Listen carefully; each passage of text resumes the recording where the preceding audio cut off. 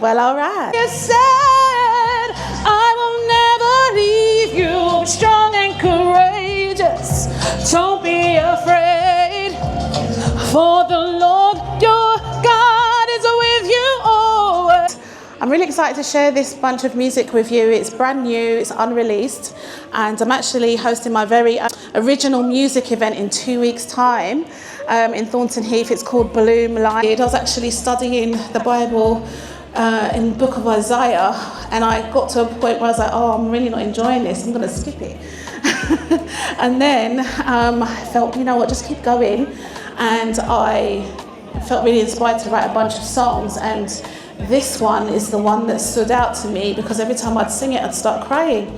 And then I thought, oh, I'll just release it, you know, like throw it on Spotify. And then the Holy Spirit said, no, I want you to research how to release music properly. And so it ended up becoming a whole book called Release Your Music with Excellence. And that's now out, and it will take you from A to Z of how to release music.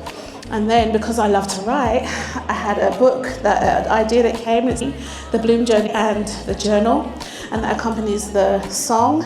And now we have the live music experience, as I said, in 2 weeks' time, called Bloom Live.